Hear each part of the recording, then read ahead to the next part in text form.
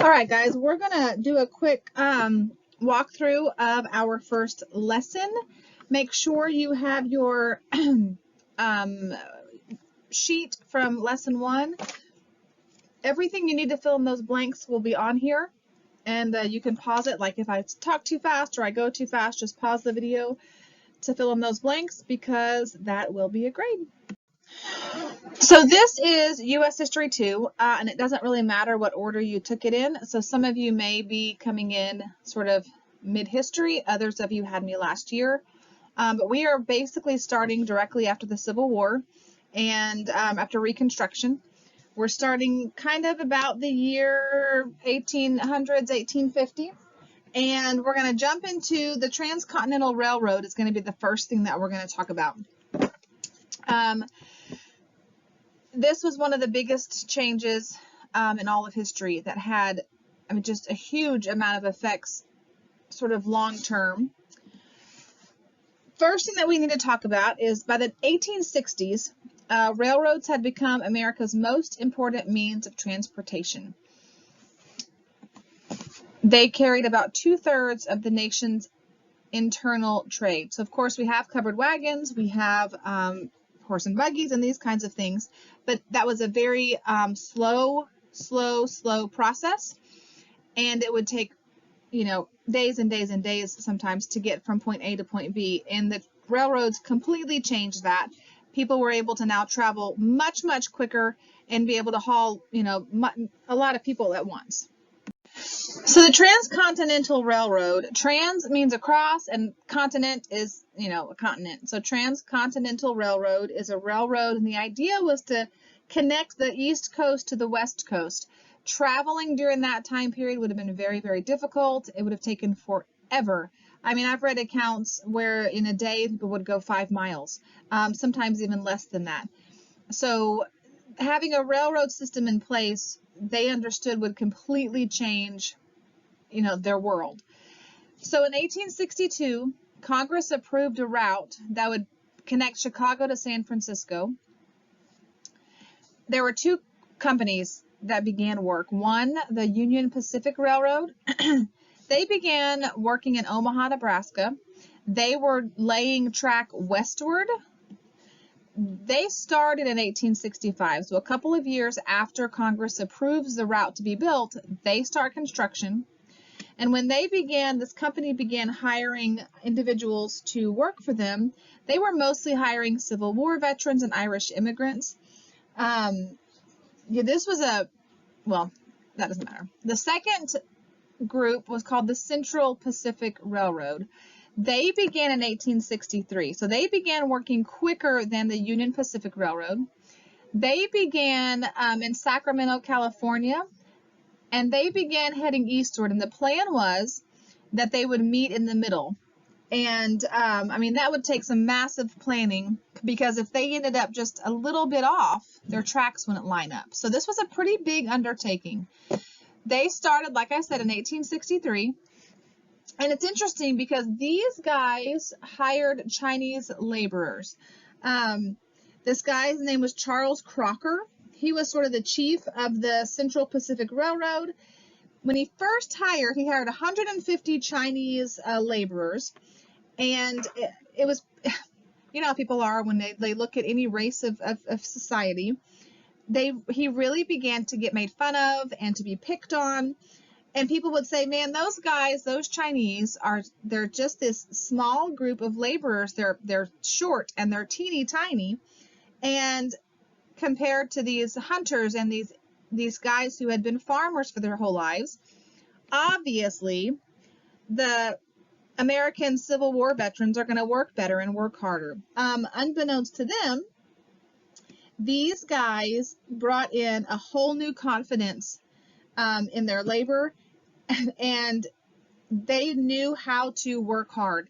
They were very hard workers. They were incredibly fast. Before long, he had hired over 10,000 Chinese immigrants. They were incredibly hard workers.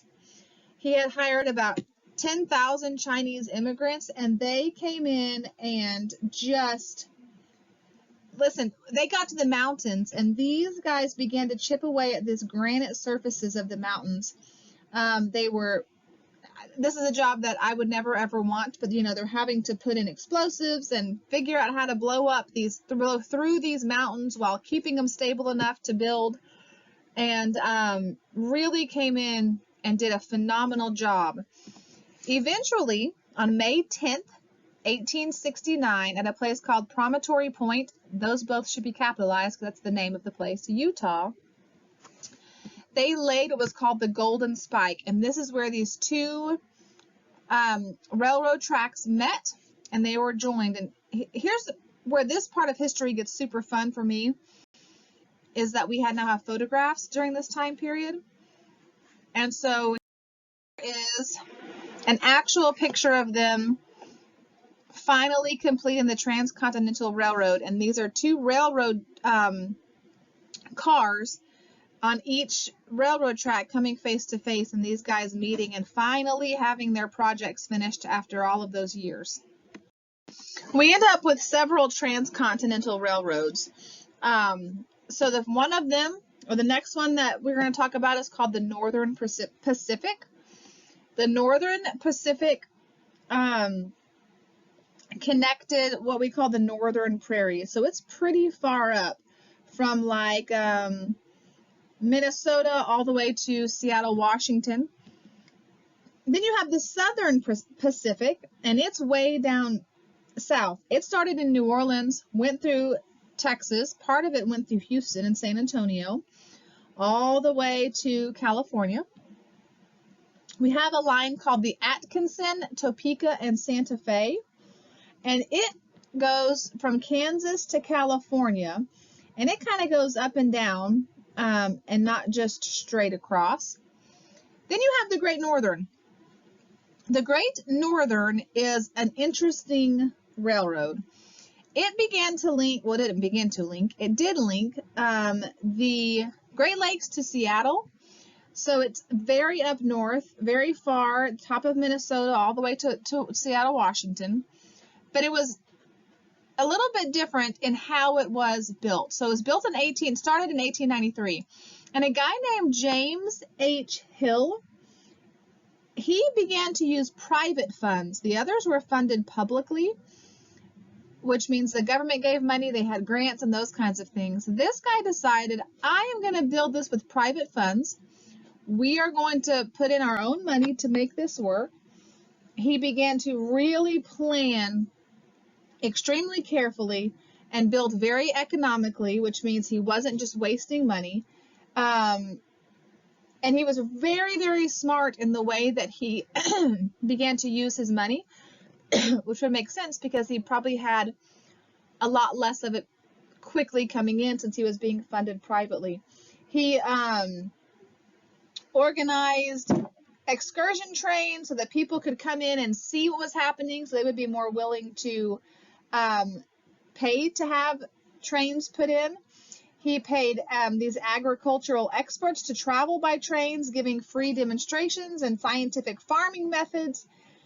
And he just began to gain a lot of support by going into these communities and working. And it's interesting because when the Depression hit, this was the only transcontinental, and the textbook that I'm using, these are the words that they use. When the Depression hit, this was the only transcontinental line to weather the storm. And basically what that means, this was the one of the few things in the Great Depression that just didn't completely fall apart. They did struggle and there were issues, but it was nothing like the other railroad trains, that's a little bit redundant, the other train systems were struggling with. And, we could take this whole trek as to if it was because of the way it was so carefully planned, they didn't have as much debt, and all of these kinds of things. So those are the other transcontinental railroads that popped up.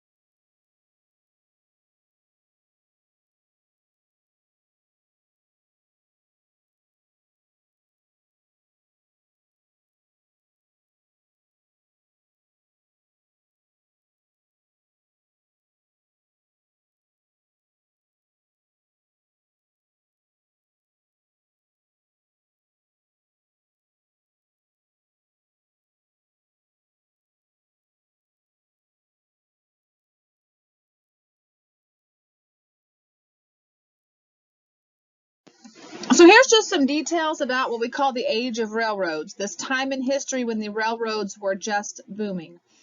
The 1800s brought the greatest decade of growth in the railroads in all of American history. 73,000 miles worth of track was laid, which is a huge feat for that time period. And as most things do, you have like the beginning place, and then it just sort of gets better and advances as time progresses. A guy named George Pullman invented the sleeping car, so you can now get a ticket for a train, be able to go eat in the dining car, sit in a certain area, and then be able to rent a bed to sleep in to make your travel more comfortable. A man named George Westinghouse invented the air brake in 1869. So the air brake made it possible for an engineer to apply brakes to all train cars at the same time. The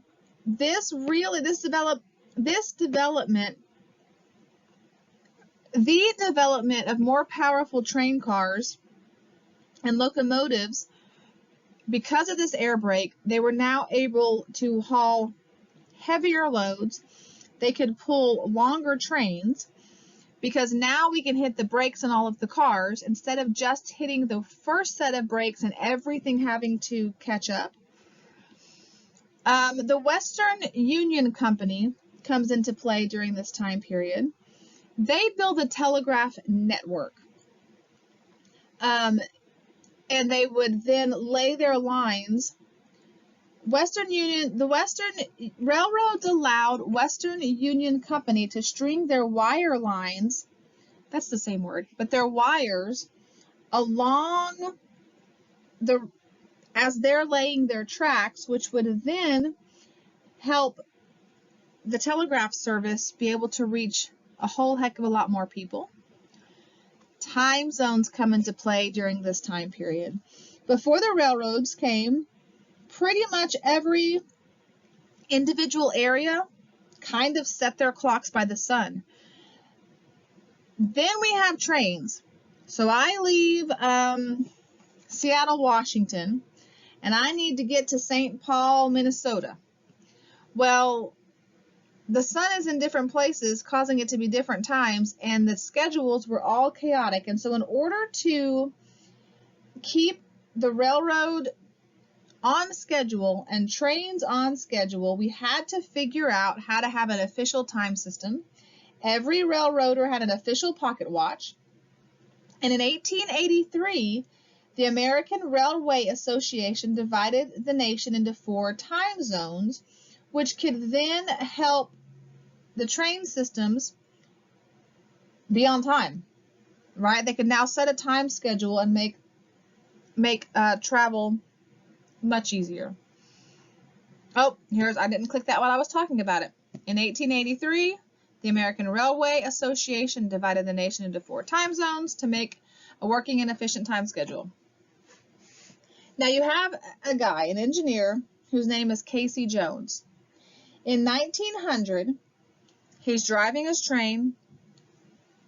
There is an issue, and he literally died with one hand on the throttle and one on the brake, trying to save the lives of his passenger, and he called they call it the crashing cannonball. All right, on your note page, you have questions, 5 blanks. Here are your questions. So if you're watching this, pause it on these questions, flip back through your notes, and answer these questions.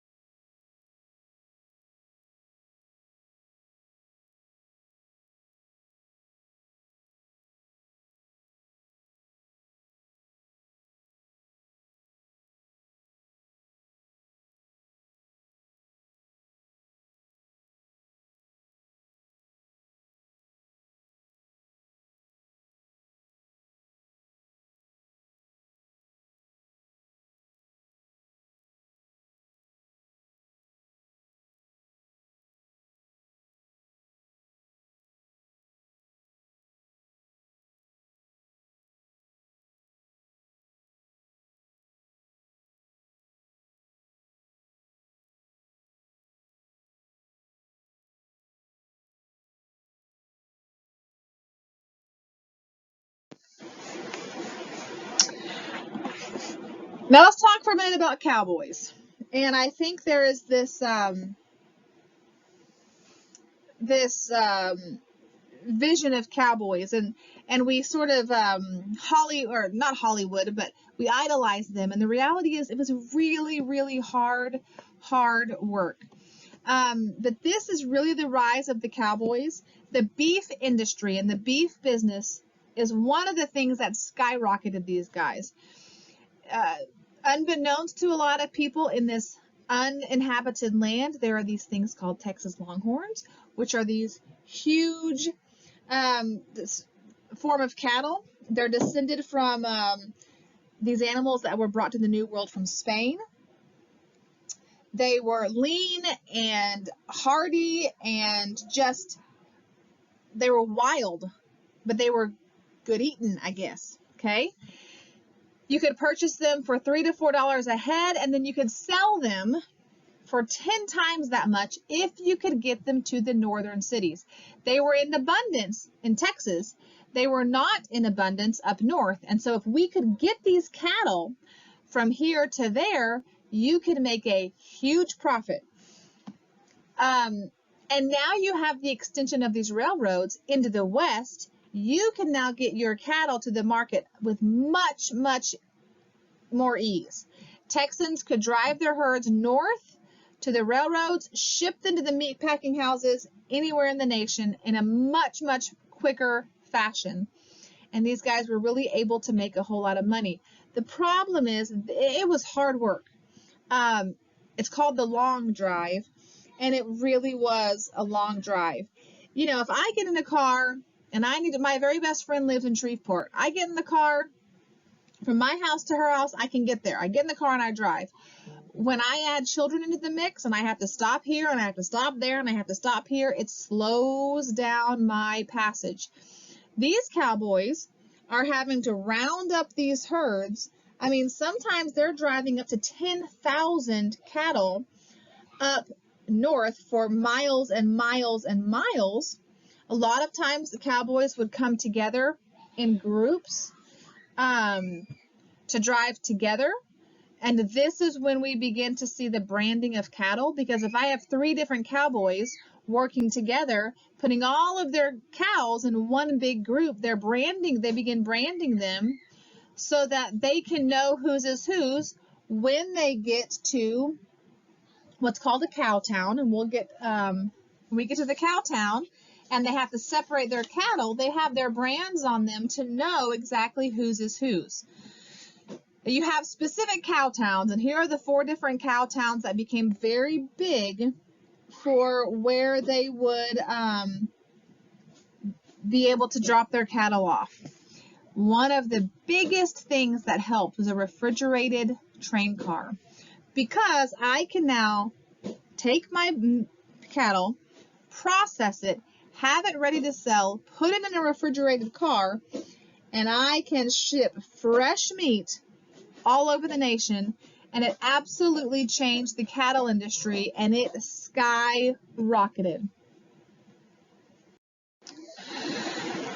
However, all good things must come to an end, and we end up with this thing called the range wars. So you have the open range, which is where these guys are out. No one's living there. It's cattle they're rounding up and they're going to sell. But then as more trains are coming through, more people are coming through, people begin to live in these areas. And so these cowboys who have been driving 10,000 cattle through begin to have an issue, because as shepherds, people who are, herding sheep and raising sheep, people who become homesteaders and building farms, they don't want 10,000 cattle running through their property, eating their food, pooping on their grass, drinking their water. So they began to put fences up to protect their animals, their crops, and their homes. The sheep herders is spelled wrong there, sorry. The cowboys did not enjoy this, Many times, these ranchers, who are the guys who are hiring the cowboys to get their cattle up there, would just walk in and cut the fences to allow their cattle to get to the water and the grass that they have had free access to for years and years and years. And we really end up with this massive fighting over land, and it becomes really, really ugly, and we have these massive things called range wars. However, as time goes, more people begin to move into the area. There's less and less land available. By the late 1800s, ranchers are now kind of changing the way that they're raising cattle. Instead of raising hundreds and hundreds of cattle, they begin to fence in their own property. They begin to have smaller herds, but because of the way they're treating them, they end up with a better quality of herds, not herds, and end up being able to sort of make the same money, if not more, because of the way that they are raising their animals and then selling them.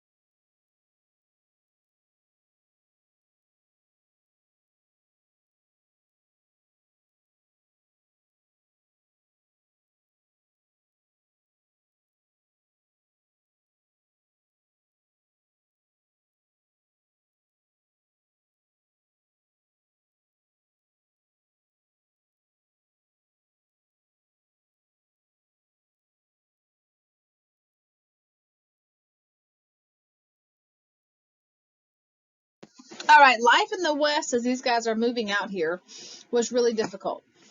The settlers often had to face blizzards, floods, grasshopper plagues, prairie fires, summer heat, droughts, and I'll be honest, the grasshopper plagues, I ain't doing it. What I've read about were these hordes of grasshoppers sweeping in, and in days, eating anything of grass. Anything that had a leaf on it, these guys just consumed. And here's the hard part. If you lost your crop for the season, you would have no food because you only were able to eat what you grew.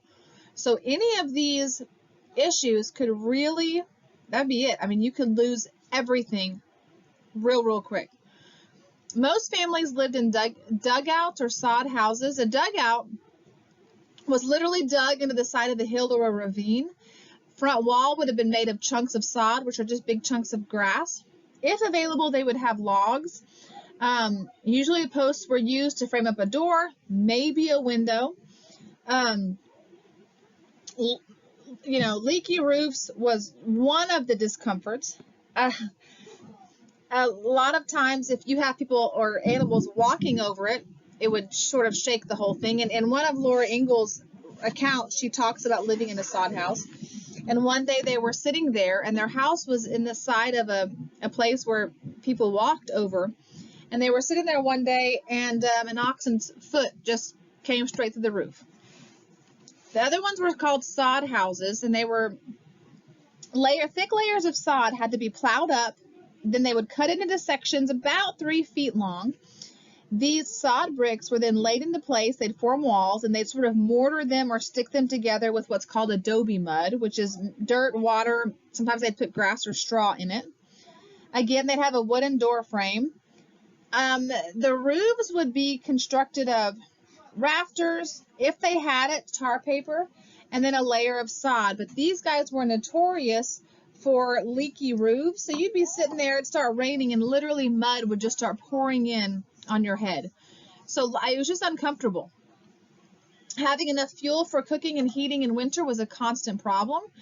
There's records of people having to walk 30 or 40 miles away just to have something to heat up to cook on. Or if it's -5 degrees in the winter and you have no wood, you could freeze to death. Sometimes a substitute for wood would have been corn cobs or dried corn stalks. I've read records of people having hay left over that they would just twist and burn and try to heat up their homes. Having enough water was a constant issue for some people. We lived just this summer through a massive drought and could see the issues there. There are records of guys having to dig wells as deep as 200 feet in order to find water because some of this area was just so dry. Food was usually abundant, if they did not have these blizzards or the grasshopper plagues. However, food was very simple and very limited in variety. If you grew it, you ate it. Period. End of discussion. Corn during this time became a staple of their diets because it was pretty easy to grow. Coffee was unavailable in many of these places, and I am telling you, I am out. If I can't have my morning coffee, I'm done. And this is disgusting. In my brain, I can't possibly wrap my head around this. They would often substitute coffee with dried squash or dried carrots or dried pumpkin. Sometimes parched or cooked barley or rye in place of their coffee. And I think that would have been it for me. No coffee, I'm done. There are some technological advances during this time period. Now, we have to kind of rethink for a few minutes, because if I say technological advances in 2022, I am thinking of today's technology. We have to remember we're talking about, late 1800s. So, a man named John Deere, you may have heard of him, introduces the steel plow. A guy named James Oliver produced and improved the chilled iron plow, which helped, this iron plow helped with this hard, dry, cultivating the grass there. A man named Joseph F. Glidden invented barbed wire, so they had better fences. And then the windmill was introduced in the United States in 1850. And windmills were used to pump water. This became a change, a big positive change in the lives of these guys, because they're using wind energy to pump water into their lives. And then a guy named John L.S. Pillsbury comes up with this new flour milling process. His mills become the largest flour mills in the world. And we still have Pillsbury guy, right? All right, we have some new states. We have Nebraska, we have Colorado, North and South Dakota, Montana, Washington, Idaho, Wyoming, and then we hit Utah. And I want to camp out here for just a second because there's an interesting story about Utah. During this time period, the Mormon people, a group of Mormons had moved to Utah, and they had begun earlier than this living in Utah, and Utah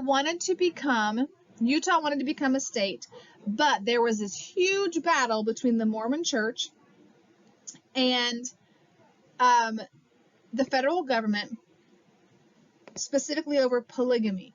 So in the early Mormon Church, polygamy was a huge practice. One man having a whole bunch of wives, and it was not legal in the United States. And it wasn't until the Mormon Church would officially ban polygamy that Utah could even become a state. So they had this huge fight with the Mormon Church. Eventually, the Mormon Church banned polygamy. Utah then becomes a state. Then we have Oklahoma. Oklahoma has a very interesting story of the way that they brought in settlers. You have this thing called the Oklahoma Land Rush. And here's what they began to do. They began to post newspaper articles and began to advertise on April 22nd, 1889. They were going to have a race. Everyone was going to line up, and there were plots of land marked off with different numbered flags. You would go in, you would register, you would get a flag, and the race would start April 22nd, 1889 in a marked off part of Oklahoma, and you would run. And whatever flag you took and replaced with your flag became your land. Absolutely free. Some 50,000 settlers were called, waited at this boundary line. At high noon, a bugle sounded. The settlers poured through this boundary line, some on horseback, sometimes their whole families came on a covered wagon. They claimed their stakes. And then Oklahoma in 1907 eventually becomes a state. This Oklahoma Land Rush was a pretty interesting part of history, and I'll post a picture in just a second of an actual photograph of that. And then we have New Mexico becomes a state, and Arizona became a state.